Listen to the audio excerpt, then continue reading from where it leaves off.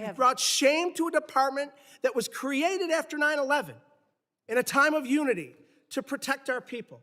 Your failure to lead is a direct threat to the homeland security in our nation, and you should resign immediately. Well, I wrote you 2 months ago. Why haven't you given it to me yet? I'm actually surprised that you haven't gotten it. I'm going to ask my staff about that. Well, you because shouldn't I be have surprised responded because generally to speaking, you hundreds do and not hundreds, if respond not to thousands us. of your letters. Now, the other problem that we are Mayorkas, when he had seeing this all job, over didn't the respond to country letters for years. is I'm that sick your of, officers... sick of your lies, and the American people demand the Because truth. you keep saying it doesn't make it true. Time expired. I now I am sick of- recognize the gentleman from Michigan, Mr. Tanadar, for 5 minutes of questions. Please remember to stick to the 5 minutes. Thank you, Chairman Garbarino and Ranking Member Thompson, for having this hearing today.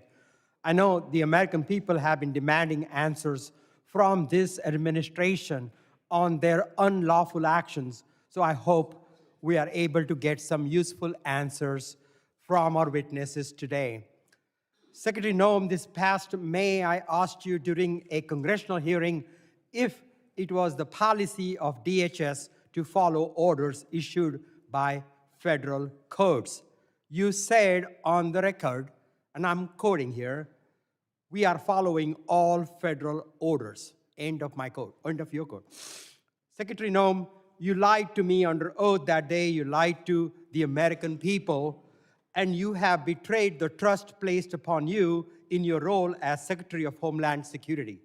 You defied federal court orders when you refused to order the deportation flights to El Salvador in March to turn around. Federal courts have also found your department to have violated federal injunctions in your continue to send non-citizens on deportation flights, with some courts having called your orders unlawful. Secretary Noem, I just have 3 questions for you. 1, why did you lie under oath by saying DHS was following all federal court orders when they clearly were not? Congressman. Question 2, let me finish my questions. Question 2, why did you mislead the American people when you said that no American citizens have been arrested or detained by federal immigration agents? And my last question, number 3, Donald Trump said that your ICE agents haven't gone far enough. Do you think terrorizing American citizens and assaulting peaceful protesters isn't far enough? Congressman, the Department of Homeland Security and this administration complies with all federal court orders. We always have and we always will. Not true. And we will continue to appeal. And sir, I will even tell you that at the highest court, at the Supreme Court, the Department of Homeland Security in our litigation has an over 90% success rate in winning at the highest court in our battle against activist judges across this country. Madam We have Secretary, activist judges that we will the- continue to appeal. And then when it gets to the highest court and we get a decision, it is proven that I we wanna are reclaim right, my time that we here. have been compliant. I will also say, you Ma- talk Madam- about Madam deporting of Secretary, let do me- you want me to answer your questions or not? I do, but let me, you haven't been telling us the truth. Look, there have been at least 170 known cases of citizens being arrested or detained by federal immigration agents this year alone. This is the truth. Are you lying to the American people right now by denying these reports? When we are doing our targeted enforcement operations against criminal illegal aliens, individuals that are in that area may be detained until we verify who they are, and then they are released. This has been done for years, and every single law enforcement operation that has always happened, we follow the same protocols, and we continue to do that. We have never once detained or deported an American citizen. We have not held them Not and true. charged them. When we find out Not to true. verify their identity, then that is when they are released. You also asked about ICE agents going far enough. Sir, I will tell you that every single ICE agent, CBP agent, federal law enforcement officer that's out there doing their work every day, none of them will rest until our communities are safe. None of them will rest until Secretary terrorists Noem, and it criminals is a fact that off you of our ignored federal streets, orders. and our children and our grandchildren can grow Let up me in a reclaim country my that time truly here, is please. safe. Let me reclaim. Secretary Noem, it is a fact that you ignored federal court orders in March and in May of this year. Do you plan on ignoring more federal orders? We I'm always sick, I'm comply sick with of, all federal sick court of your lies, and the American people demand the Because truth. you keep saying it doesn't make it true. I am sick of your lies. The American people are sick of these lies. American people demand truth. America is very happy that finally they have a president in the White House that gets up every day to keep them safe. Madam Secretary, your incompetence and your inability to truthfully carry out your duties of Secretary of Homeland Security, if you're not fired, will you resign? Sir, I will consider your asking me to resign as an endorsement of my work. Thank you very much. I yield back my time. Gentleman yields back his time. I'll remind members that they are entitled to ask questions during their time. Witnesses are entitled to answer those questions. Members are entitled to reclaim their time. So if we're going to have questions and answers, please allow it. You can reclaim your time if you want, but witnesses are here voluntarily. Please at least give them a chance to answer the questions that you're asking. I now recognize the gentleman from Texas, Mr. Pfluger, for 5 minutes of questions. Thank you, Mr. Chairman, and it's unfortunate that our colleagues on the other side of the aisle for 5 straight years now have no concern for anything worldwide threats-wise, and have proven that. We're supposed to be talking about worldwide threats, but unfortunately we're talking about homeland threats in our homeland. And Director, can you just reaffirm the number for us of people that match the terror watch list that are in our country? There's 18,000 known and suspected terrorists in the country right now that came in under Joe Biden's watch. 18,000. 18,000. That's unbelievable. It's unbelievable. And that's just what we know of, Congressman. Secretary, despite even members on this committee that have called our law enforcement and ICE and DHS and Border Patrol and other agents names and slandered them, I support you and I support what you're doing to secure the homeland. The Working Families Tax Act allocated $13.5 billion to the Department of Homeland Security and the Department of Justice to reimburse states for the cost of the Biden-Harris administration's open border policies. No state suffered more than Texas. Fentanyl, drug and human trafficking, violent crime, stress on local emergency response services caused substantial damage to my district, to our state, to my constituents, to people that live and work in Texas. And in response, our state launched Operation Lone Star to secure the border when the Biden administration abdicated their responsibility to do that. We built miles of border wall, we had other barriers, we deployed state troopers, National Guard to deter the invasion that we suffered during this time period, which cost our state over $11 billion.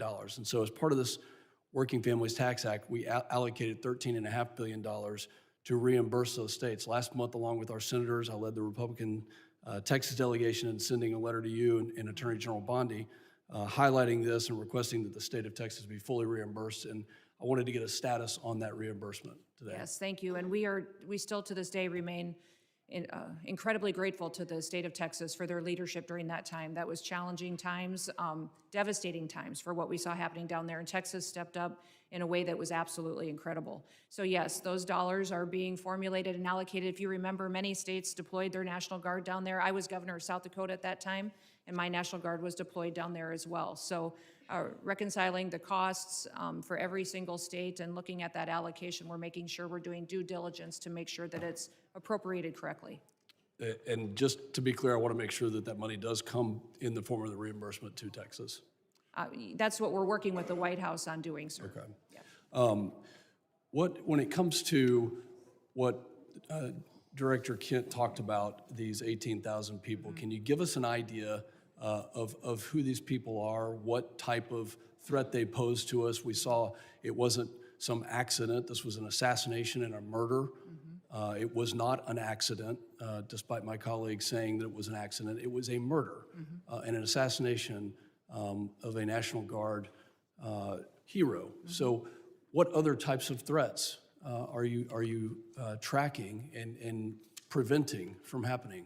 Yeah, I would say, sir, that we face the terrorists that we've faced for years in ISIS, Al-Qaeda, Hamas, individuals that are here that are radicalized, but also we face the cartels as they've infiltrated our country under the last administration, their proliferation of human trafficking, drugs, and violence, going after Tren de Aragua as well, MS-13. Those individuals are still a very real, clear danger every day on the streets, and we encounter them, arrest them, and deport them and bring them to justice each and every day.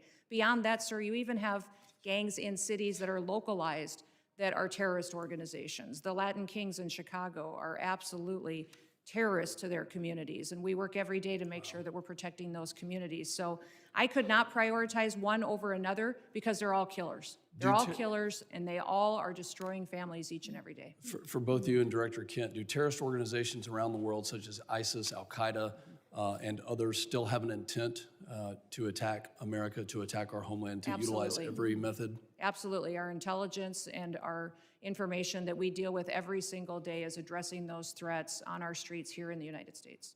Director Kent, can you give us an idea of what those tactics, techniques, and procedures could be that we need to stay alert of?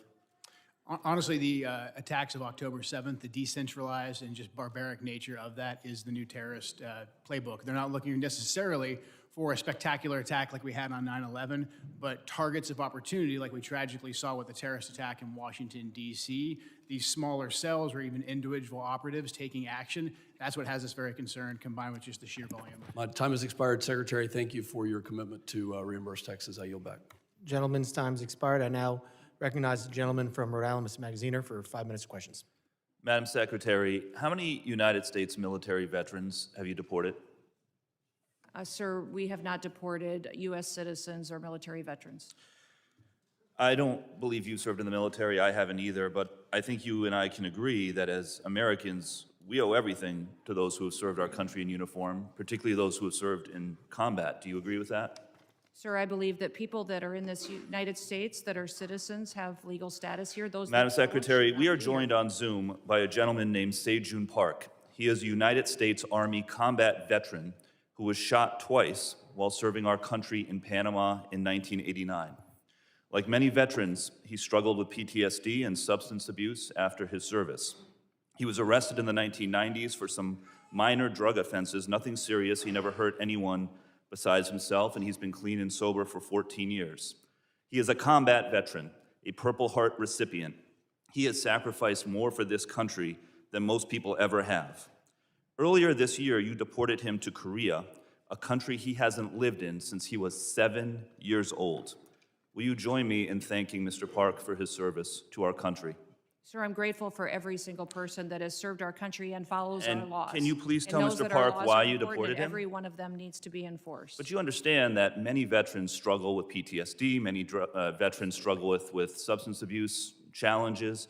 This man took 2 bullets for our country. You have broad authority, by the way, as Secretary, to issue humanitarian parole, to do deferred action. Will you commit to at least looking at Mr. Park's case to see if you can help him find a pathway back to this country that he sacrificed so much for? I will absolutely look at his case, but I want you Thank to you. remember that Madam our Secretary, the programs man need to have behind you, integrity as please well. stand up, sir. His name is Jim Brown from Troy, Missouri. He is a Navy combat veteran who served our country in the Gulf War. He's married to a woman named Donna, who came to our country legally from Ireland when she was 11 years old. She has lived here for 48 years. Because of you, Jim's wife Donna has been in prison for the last 4 months. She did not come here illegally, and she has never committed any crime other than writing 2 bad checks totaling $80 10 years ago. She is currently in prison and facing deportation. Ms. Noem, will you thank Mr. Brown for his service to our country?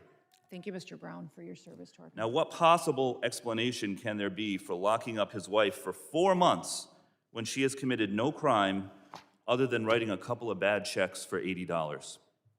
Sir, it is not my prerogative, my latitude, or my job to pick and choose which laws in this country get enforced. You have and broad which ones discretion don't. as the secretary. We need You to follow can issue the law parole, you and can do all enforce kinds the of things, laws. but you're choosing not to. Will you commit again to just reviewing Donna's case and reuniting this combat veteran with his beloved wife, who also loves this country? I will review the case. Now, Madam Secretary, you've already heard the story of Lance Corporal Alejandro Barranco, the United States Marine veteran who is behind you, who also has 2 brothers who are United States Marines. Will you thank Lance Corporal Barranco for his service? Thank you for your service. His father, Narcisco Barranco, is a landscaper in California who has lived peacefully in our country for 30 years and has no criminal record. Last spring, while he was mowing the lawn at an IHOP, ICE agents tackled him in the street and imprisoned him for weeks. A peaceful, hard-working man who raised 3 sons to be United States Marines. We need men of that character in this country. Again, as Secretary, you have broad discretion. Will you consider Lance Corporal Bronco's father for parole in place to stay in our country, owing to the fact that he has contributed to our country by raising 3 United States Marines? This is an opportunity to remind everybody that every person that's in this country illegally has an opportunity to voluntarily go home and come back the right way. He Follow raised our 3 laws, United States and we will Marines. facilitate that. He has been living here But- peacefully, doing his job for 30 years. You have discretion. You are choosing not to use it. Madam Secretary, you promised America that you would go after the worst of the worst. But these people are not the worst of the worst. A Purple Heart recipient, a military spouse, the father of 3 Marines. And it's not just veterans and military families. You are locking up and deporting children with cancer, mothers with babies in the NICU, United States citizens. There are many problems with your leadership, but the biggest problem is this. You don't seem to know how to tell the difference between the good guys and the bad guys. Go after the bad guys. Go after the terrorists. Do not go after veterans, Marines, children, Gentleman's United time's States expired. citizens. I yield Gentleman's back. time's expired. I now recognize the gentlelady from Georgia, Ms. Green, for 5 minutes of questions. Thank you. The previously Democrat-controlled administration allowed over 13 million border crossers from over 170 countries and territories to break our laws, invade our country, rape our women and children, and murder our own people. They set all-time records for the highest number of illegal aliens ever encountered in a single day at 14,500, in a single month at 370,000, and in a single year at 3 million, not including the known gotaways. Thanks to Secretary Noem and the hard work of Tom Homan and all the brave men and women at DHS, our new Republican-controlled admin has produced the safest and most secure border our country has ever seen. Thank you very much for that. For the 7th consecutive month, U.S. Border Patrol released 0 illegal aliens into the United States. Daily average apprehensions at the southern border are 95% lower than the daily average under the last administration. 10 months under Trump has seen less apprehensions than 1 month under Biden. Since January 21 through the end of November, there have been 117,105 total enforcement encounters along the southwest border, which is nearly 40% less than the monthly average during the Biden administration. Meanwhile, there has been an 8,000 increase in death threats against ICE law enforcement.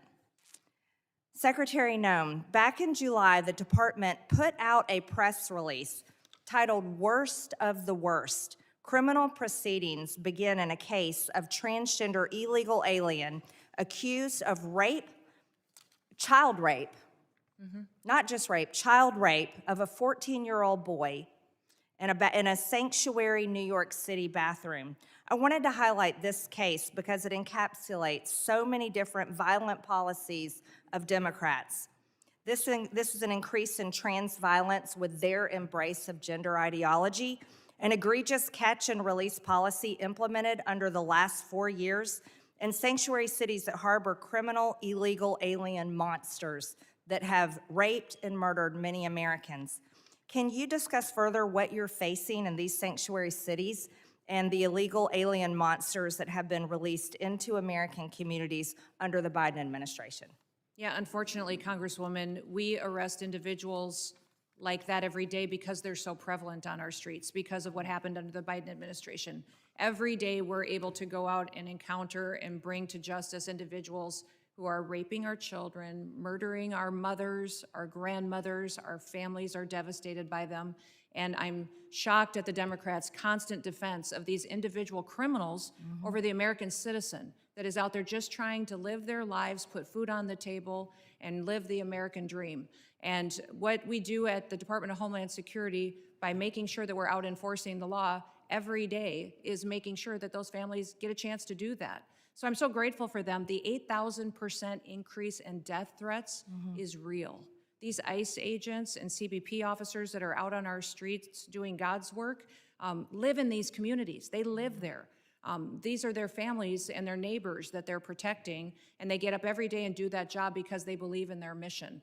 They take an oath, and they are honorable men and women who are serving with greatness during a challenging time when activists and radicals attack them and put their lives in danger. I think it's shameful to see the defense of individuals who break our laws. We are a nation of laws. If we are not a nation of laws, we're no nation at all. And that is what we are doing every day, is following laws. If you guys don't like the law, go change it. That's your job.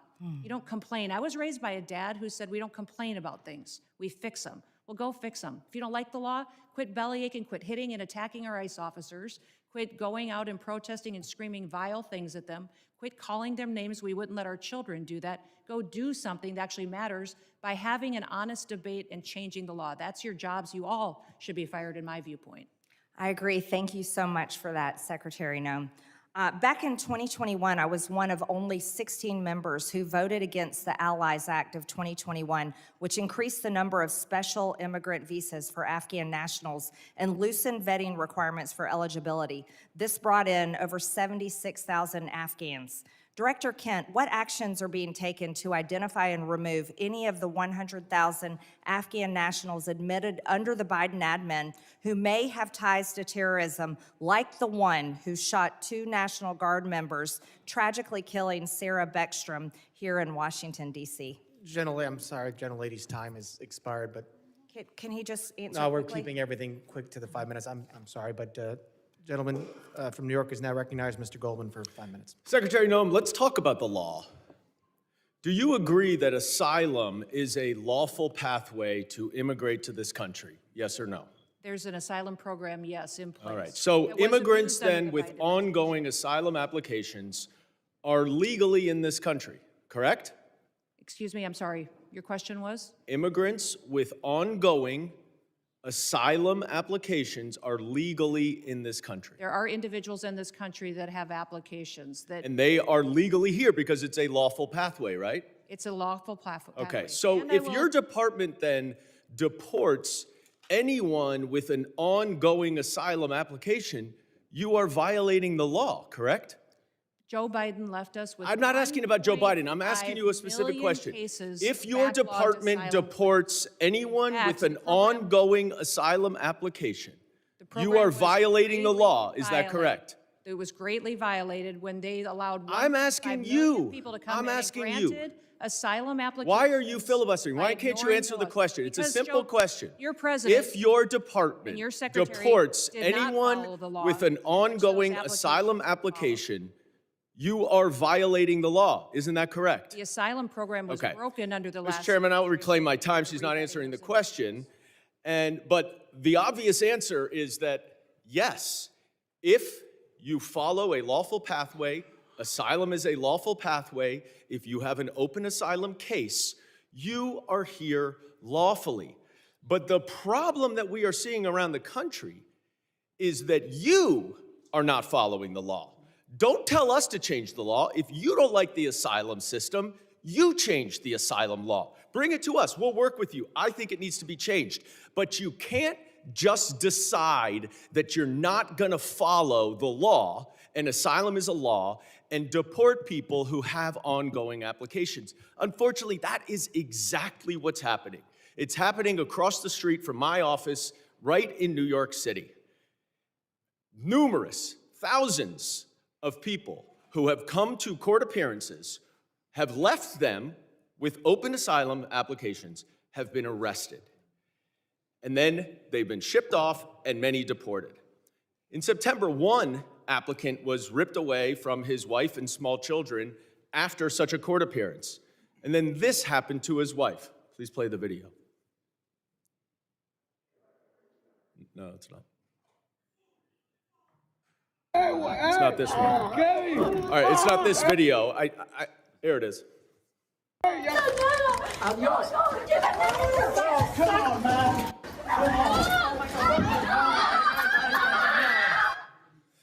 Now, after this incident, your department issued a statement that said the officer's conduct in this video is unacceptable and beneath the men and women of ICE. Our ICE law enforcement are held to the highest professional standards, and this officer is being relieved of current duties as we conduct a full investigation. 3 days later, you reinstated that officer and you put him back on duty. I sent you a letter and asked you, what investigation was done, and why was he reinstated? You did not answer that letter. So I'm going to give you an opportunity right here to explain to me that if that officer's conduct was, quote, beneath the men and women of ICE, unquote, why did you reinstate him? Sir, that investigation was completed. I can give you that investigation and the information that you would like. This is. Well, I wrote you 2 months ago. Why haven't you given it to me I'm yet? actually surprised that you haven't gotten it. I'm going to ask my staff about that. Well, you because shouldn't I be have surprised responded because generally to speaking, you hundreds do and not hundreds, if respond not to thousands us. of your letters. Now, the other problem that we are Mayorkas, when he had seeing this all job, over didn't the respond to letters country for years. is that your officers are wearing masks, are dressed in plain clothes, often going around without identification. All of our officers are And identified. I'm not asking a question.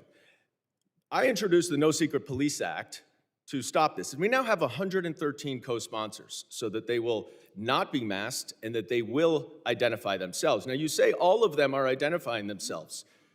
That is not the case because last month in New York City again, the NYPD officers were injured by your masked, plainclothes ICE officers after they were called from 911 as residents witnessed your officers pulling individuals out of their vehicles and chasing them down the street. I also asked you what happened there. How were the NYPD officers injured by your officers? And you didn't respond. What's the answer? Sir, our individual Gentlemen's officers time are is gentlemen's identified. time has expired. I yield I back. recognize gentleman from Texas, Mr. Gonzalez, 5 minutes. Thank you, Chairman. Thank you, Secretary Noem. Thank you, Director Kent and Director Glasson, for your patriotism, your service to our country. Thank you to the families for allowing everyone to serve.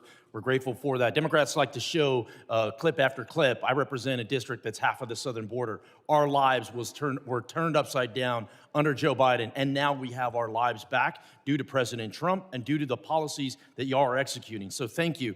I have one question, but I'm going to try to, if there's time, I think it'd be important for the American people to get an update on the role Coast Guard played in the Venezuela oil tanker seizure. But first, I'd like to once again, thank you for being here. And so I'd like to first thank you, CISA. Thank you for keeping our nation's critical infrastructure safe. You are our nation's cyber first responders. Thank you to the Coast Guard. During our Texas floods, you showed up, Coast Guard showed up, you saved lives. Thank you to the Coast Guard for all the work that they've done in Jayada South. They've been the tip of the spear in the Southcom AOR for a long time. Their work often goes unnoticed. Thank you, HSI, for leading these anti-gang task force. They work. They're going out there. You're apprehending murderers. You're apprehending sexual offenders. You're doing it in a local, state, federal way. They're working. Thank you for that. Thank you, ICE. Thank you for keeping us safe by deporting all these people. I really appreciate the innovative idea of DHS owning its own airplanes. It's ridiculous that we had to essentially contract out in order to have these repatriation flights. That is a game changer. Thank you for that. Thank you, ERO, for adding bed space. This is exactly how we continue to deport the millions of convicted criminal aliens that are in this country. Thank you, NCTC, for keeping us safe. You're exactly right. We thank you for vetting, for going out and finally doing the role of vetting these people. You and I served overseas. Many of us did. And we know oftentimes it was more dangerous at the chow hall than outside the wire, right? So thank you for that vetting. Thank you, Border Patrol, for ending catch and release. Thank you, TSA, for keeping us safe during all our travel, and then also looking into any future vulnerabilities. Thank you, Secret Service. Thank you for not only keeping our leaders safe, but a lot of people don't realize Secret Service is key to school safety. I think that's just so important that brings us all together. I wanted to say I want to use the bulk of my time to just thank you, because we don't do that enough here. It's always finger pointing. It's always somebody else's fault. Please go back to your agencies and thank the men and women that are serving every day and helping to keep this country safe. With that, I'd like to give you a little time to talk about the Venezuelan situation and what the Coast Guard is doing. The operation that was conducted yesterday morning was a Coast Guard-led operation. It was in partnership with the Department of War and the Department of Justice, the FBI as well, and it was a successful operation directed by the President to ensure that we're pushing back on a regime that is systematically covering and flooding our country with deadly drugs and killing our next generation of Americans. Just the drugs that the Coast Guard has been able to interdict on the waters since that President Trump has been in office has been enough lethal doses of cocaine to kill 177 million Americans. That's 2/3 of our country that has been saved by blowing up, by going after and bringing to justice these individuals that are out at sea and those individuals that are funding it with a shadow fleet of sanctioned oil that should never be sold to benefit their profits and their pockets to kill Americans. Thank you for that update. For many of us that served in uniform, oftentimes it was overseas. It was in the Middle East, or it was in Asia, or it was in Europe. And I think those AORs are very important. But for too long, president after president after president, our backyard has been left wide open, and we're completely shocked why all these terrorists are in our country and all these people are unvetted, all this chaos is happening when in our own backyard was unsafe. So thank you again for one. I know you traveled, you met with heads of state, El Salvador, Mexico, a couple that come to mind. But I just want to thank you and for making our backyard a priority and ultimately to keep Americans safe. Texans are more safe today than we were a year ago. And a lot of that is due to President Trump and due to the leadership that I'm seeing right here of executing those policies. Thank you, thank you, thank you. With that, Chairman, I yield back. Gentleman yields back. I now recognize the gentlelady from Illinois, Ms. Ramirez, for 5 minutes of questions. Thank you, Chairman. American citizens have been arrested or detained.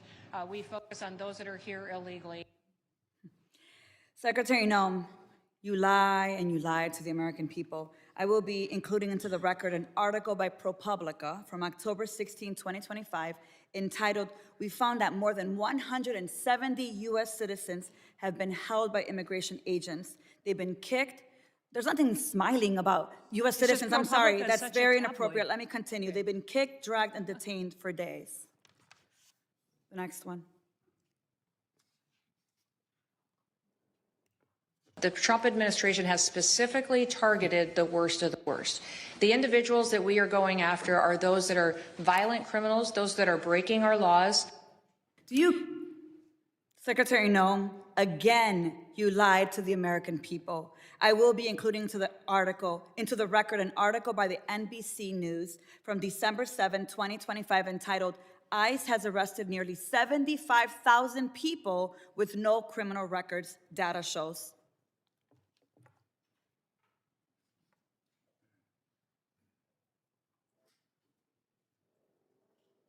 The co-equal branch of government, and it is your obligation as a member of the executive branch to honor decisions made by the highest court of the land. Yes or no, Secretary?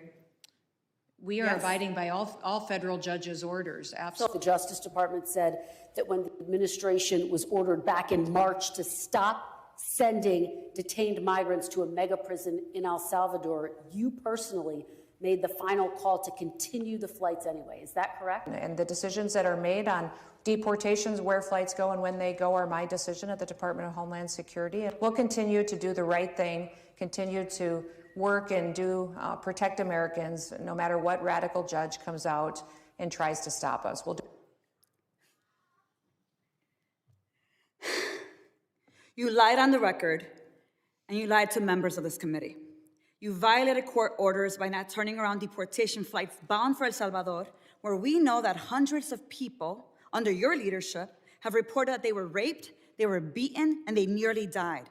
And your agents used chemical weapons in Chicago despite court orders from District Court Judge Ellis forbidding their use. Secretary Noem, you, Gregory Bovino, and your ICBP and DHS deputized agents have waged an unaccountable, unlawful, unconstitutional war against communities across the nation. Our residents have been surveilled, they've been threatened, they've been tear gassed, they've been hit with pepper balls, they've been shot, they've been subjected to warrantless arrest and precision immobilization maneuvers, they've been kidnapped and disappeared under your leadership. So we have a lot to talk about, but you and your department continue to reject congressional oversight. And you know how I know this? I know this because I've requested a meeting with ICE Field Office Director Russell Hutt. I requested a meeting with Field Office Director Samuel Olson. And when you came to Chicago on October 3rd, I publicly and formally requested a meeting with you. So I'm going to be including a letter I sent on October 3rd requesting a meeting with Secretary Noem. So, Secretary Noem, I want to ask you again, will you commit to meet with me, yes or no? Yes, absolutely. Thank you. Thank you. So we have a lot to talk about, and actually my scheduler has a couple dates that I'll get to you after this meeting. I appreciate that. So look, I want to be very clear. You have misused resources appropriated by Congress. You've engaged in unethical behavior. You have repeatedly made false and misleading statements to Congress and to the press, and you've undermined the separation of powers and disregarded the role of Congress and the courts. Bottom line, you lie with impunity. You reject checks and balances, and you ignore Congress and the courts. Your options are limited. Either you're going to resign, Trump's going to fire you, or you will be impeached. I've already called for your resignation. You may remember I hand-delivered my request to you back in May, and I urge you to reconsider resignation because I've taken the first step towards your impeachment, and I've called on the Judiciary Committee to open an investigation into your lawlessness. Mr. Chairman, I know that at the end we'll be entering a number of articles into consent, but since I have a few moments, I ask unanimous consent to enter into the record a letter calling the Judiciary Committee to investigate Secretary Noem's impeachable offenses. Whatever you choose, the American people will have justice, Secretary, and you will be held accountable. I'm going to make sure of that every single day. With that, Mr. Chair, I yield back. Gentlelady yields back. I now recognize the gentleman from Texas, Mr. Luttrell, for 5 minutes of questions. Thank you, Mr. Chairman, Madam Secretary. It's good to see you, and thank you again for coming to Texas after the Kerrville floods.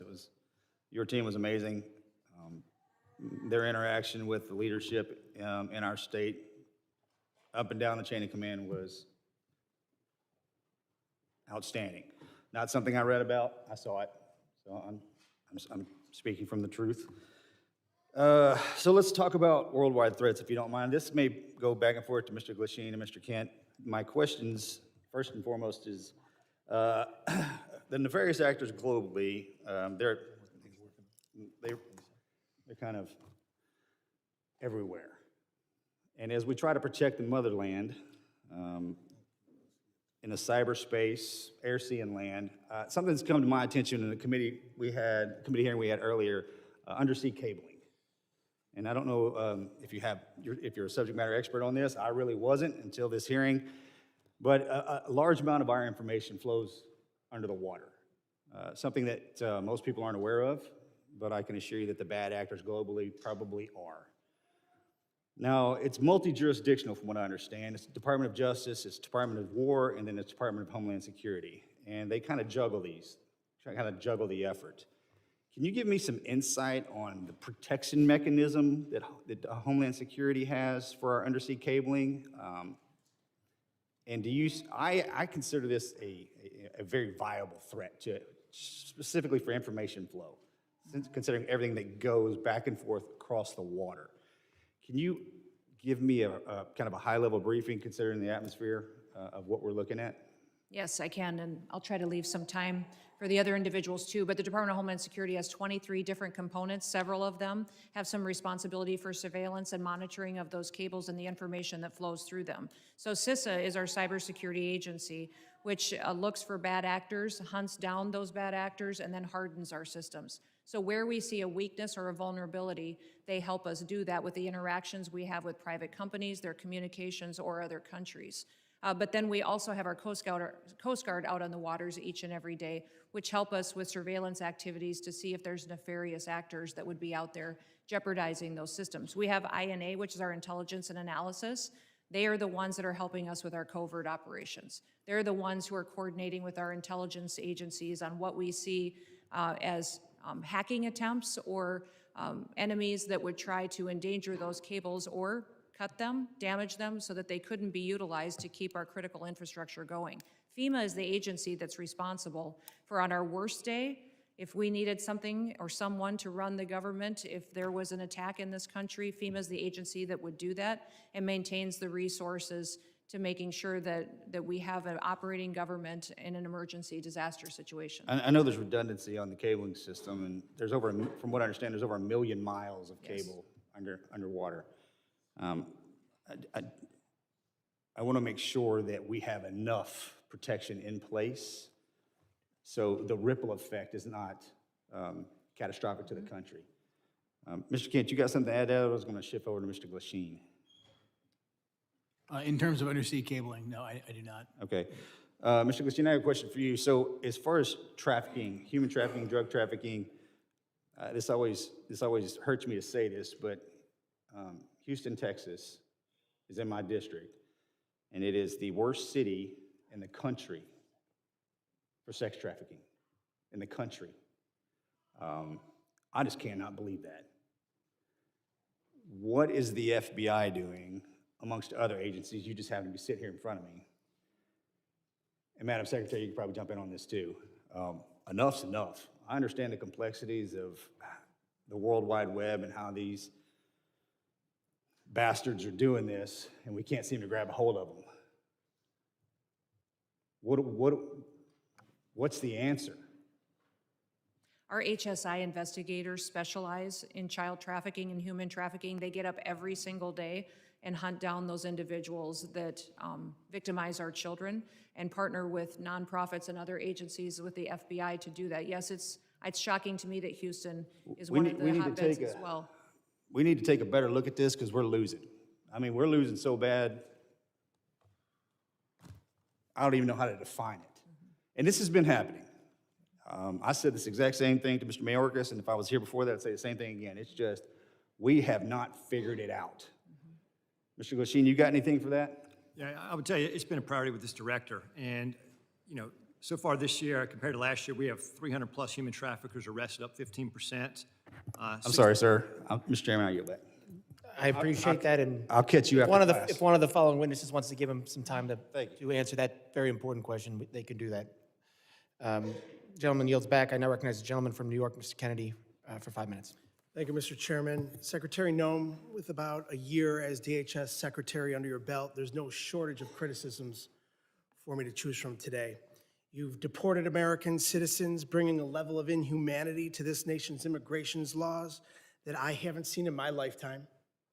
You've terrorized communities, including my own in Buffalo, New York, vowing to go after the worst of the worst, but instead detaining women, children, and hardworking individuals in pursuit of the American dream.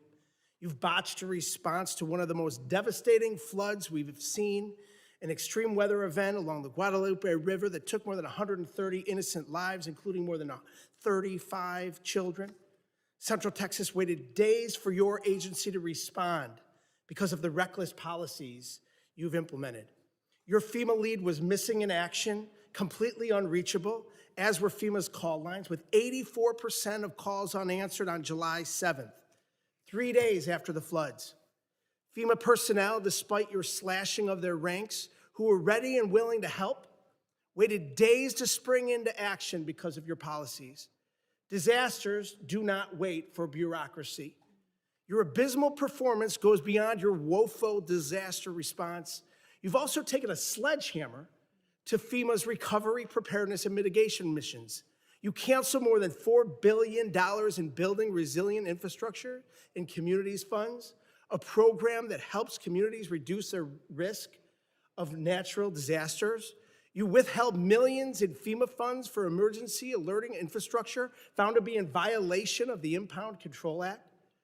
You, perhaps most critical to my state of New York, canceled more than 90% of New York State's Homeland Security Program funding, including $134 million in urban area security initiative funds for New York City's greater metropolitan areas.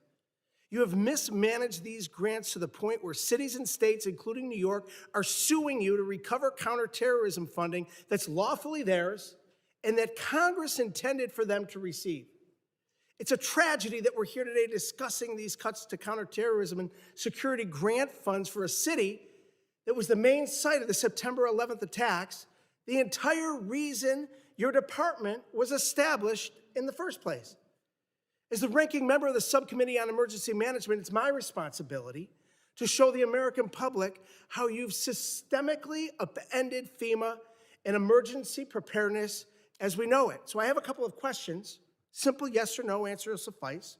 Would you agree with the national security officials' assessment that the United States has been operating in a heightened threat environment for several years now?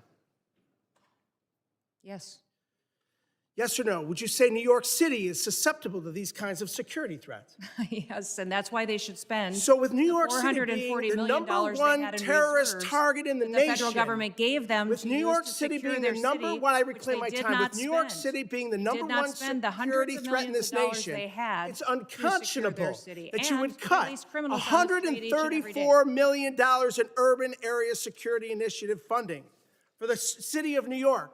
What compelled you to knowingly make our cities less safe with these funding cuts? What compels you, your mayor, and your governor to release thousands of criminals on the streets rather than to turn them over to ICE? You'd rather release Secretary Noem, a murderer out onto Secretary your Noem, street, you cut a rapist on your $134 street, million and honor our detainers. in You should funds honor our to detainers support the against violent security criminals of to get New them York out of New York City City. and the state of New York, the number one threat in this nation. In your own words, your cuts are blatantly political, callous, and outright dangerous. It's clear you have no interest in countering real threats in the homeland.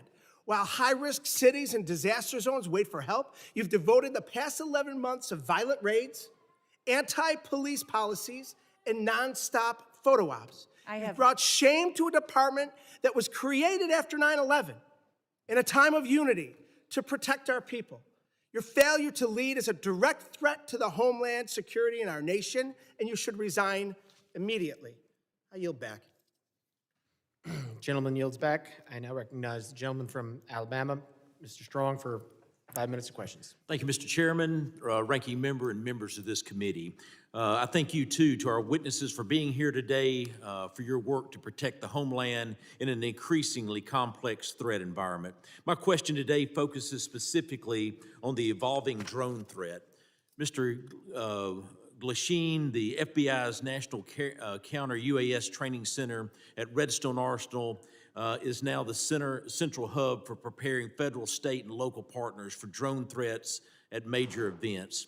What makes Redstone Arsenal such an effective location for this mission, and how does that setting support the scale of training required for World Cup, America 250, and the 2028 Olympics? Thank you for your question, Congressman.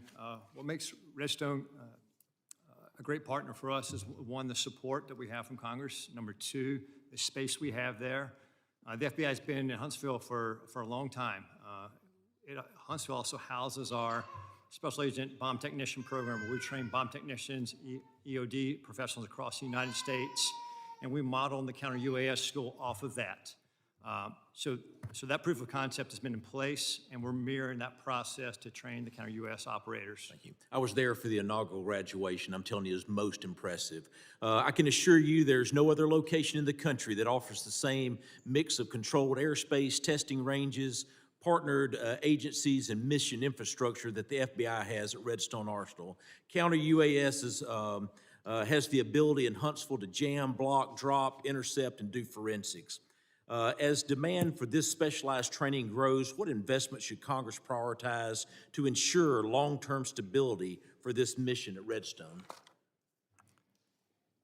I'd say yesterday, or the legislation in front of, I think, the Senate right now for the NDA, for the authorities, that'd be the first step to give us the ability to lawfully use the counter U.S. authorities.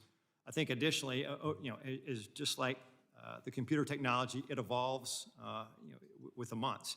And so the counter U.S. technology is going to change, so have the appropriate funding and support to stay up with that technology so we can mitigate the threats that our nation faces. Thank you. Those graduates were from all over the country, and it was most impressive. Secretary Noem, this committee has failed to thank you for your faithful service to America.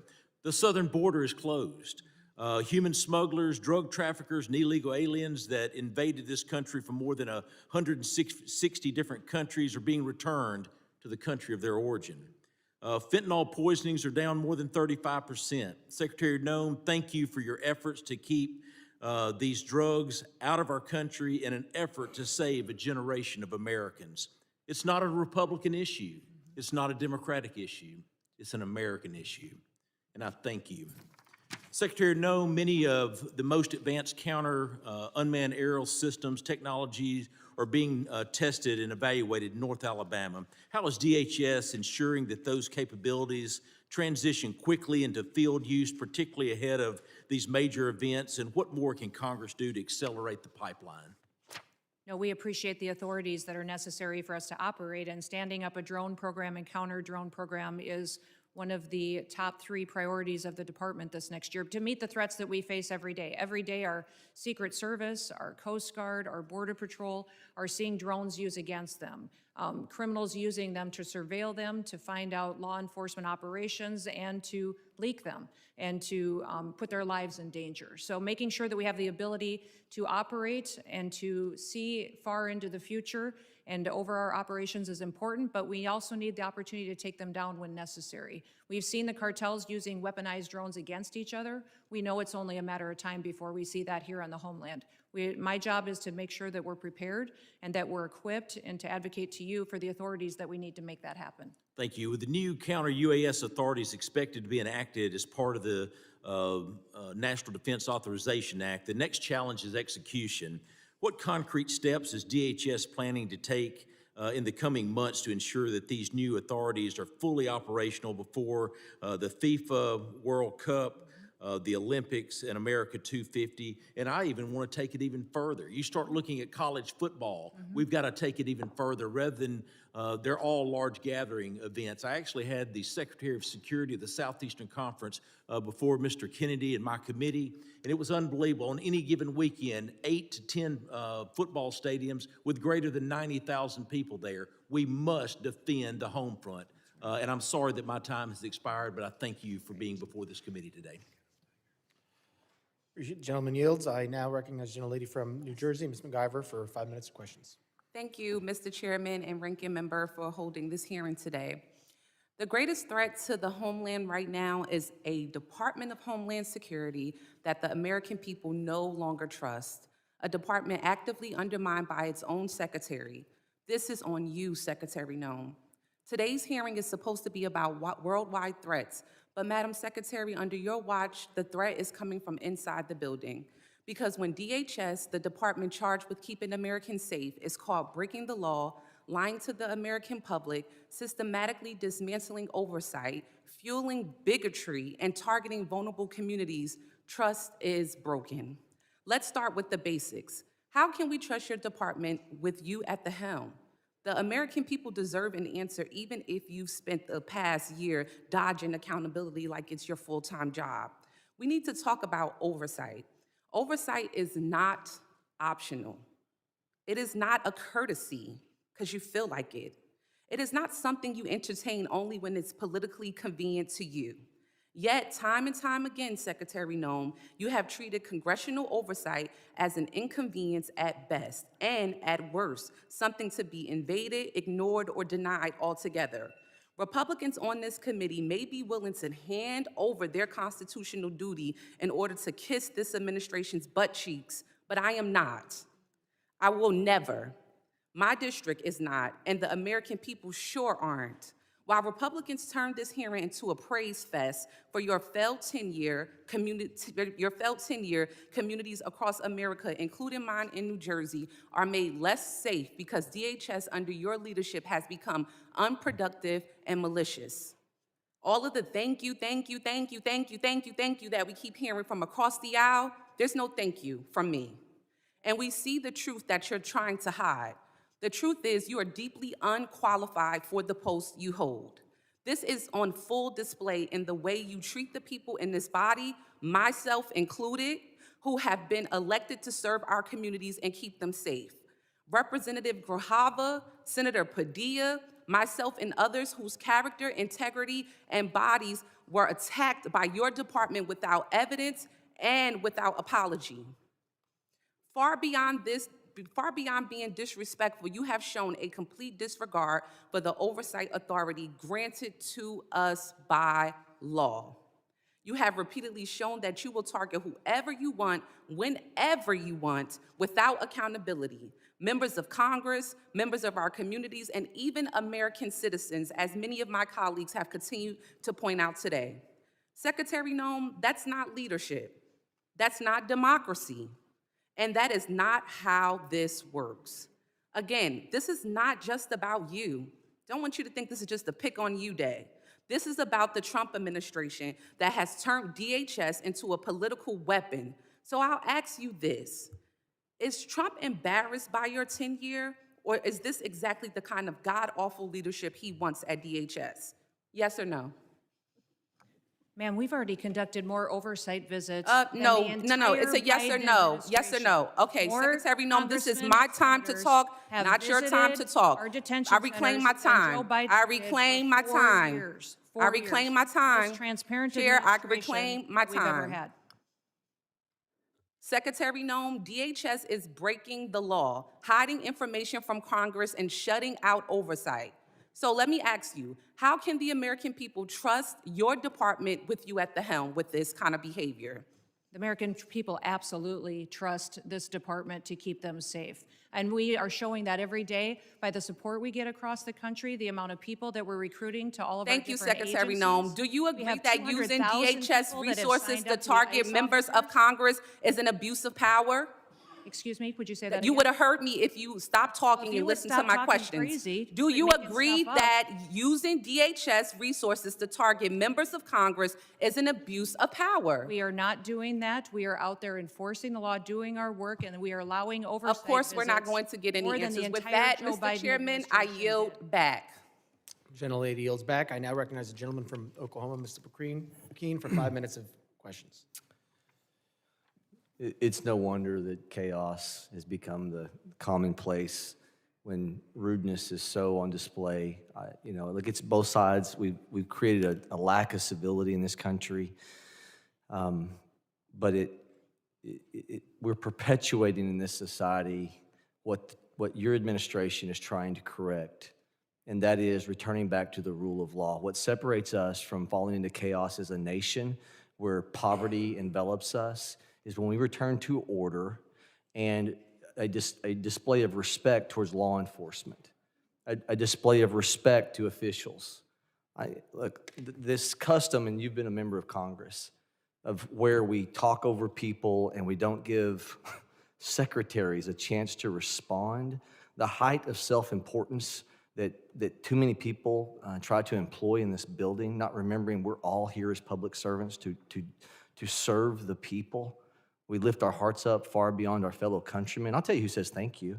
It's those whose families that were the victim of assaults and rapes and murders under the auto pen period the last 4 years. They say thank you. Those who see the madness of lawlessness, a lack of respect to law enforcement, the heightened element of law enforcement sitting in their vehicles and being targeted, say thank you. Those families of law enforcement whose addresses are being put out in public so they can intimidate not only the law enforcement officials, but their families to try to put them into a place of fear, say thank you for common sense returning back into this country. If we do not have a respect of authority, a respect of law enforcement, thank you for allowing arrests to happen when someone spits at law enforcement. Thank you. FEMA, you were assaulted a minute ago verbally over what you're doing with FEMA. I will tell you, as somebody that comes from a state that has more tornadoes, Oklahoma, than probably any other state, thank you for looking at how we can save money through efficiencies.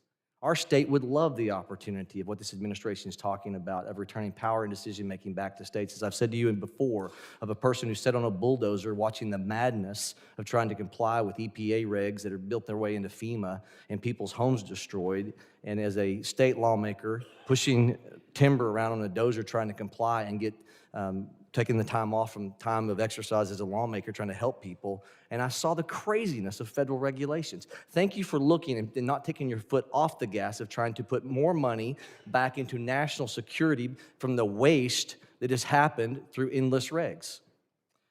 All right, now I'm going to get to a question, Secretary. Could I say something about FEMA? Absolutely, you can. Thank you. The only grants that weren't funded, the individual ones that you were talking about, mitigation ahead, were ones that were weaponized to fund the Green New Deal and for climate change. And those were redirected to true mitigation efforts. FEMA today is deploying resources 2 times faster on average than in history. which means the dollars are going out twice as Thank fast you. than they ever have before. And the president, as soon as these disasters are happening, is deploying those resources to Republican and Democrat states. New Mexico, Texas, Alaska, they're all getting dollars immediately, and we're responding immediately to our people. I just I have have to actually leave this hearing early because the FEMA Review Council is giving their report today on suggestions for changes to FEMA. and Thank I you for have not to- taking your foot off the I gas have on to that. co-chair it, but I will be leaving soon to have to go do that. But those suggestions are Republicans and Democrats coming forward with how FEMA should go forward in the future based on the president's vision for making sure that states get the chance to manage it and that local emergency managers get the chance to go and help their communities in a much more efficient way. Take those monies and let's move them to true national security through waste and inefficiencies. Where we've deployed money for snow movement. We have deployed money previously to move snow that melts. Okay, I want to just throw this open to you and Director Kent, whoever wants to take this. We have to find a balance between making sure the First Amendment is preserved at all cost, but also protecting law enforcement. The social media heightened of a hearing that the chairman held last week, great hearing. How do we preserve, what ideas can we continue with to where the online enticement threats causing people to want to embolden themselves to then go act upon those threats that we see in social media. They say the magic words. They know it's not going to get them because they don't do a direct threat, but it's an indirect threat. It's always trying to accomplish the same purpose. How do we preserve the First Amendment? This is a lawmaking exercise and why we hold these hearings, not for show. How do we come up with a way to preserve the First Amendment and stop the insanity of these indirect threats that are going after your law enforcement officials? I apologize. The gentleman's time has expired. I know the secretary has to leave, and I would now recognize the gentlelady from Texas, Ms. Johnson, for 5 minutes of questions. I'm just going to take the position that she was scared of my questions. Mr. Chairman, if we could stop the clock and Oh, yes, wait no, till after all absolutely. this. The clerk will suspend. If we could reset the time, Yes. that would be helpful. We'll reset the clock.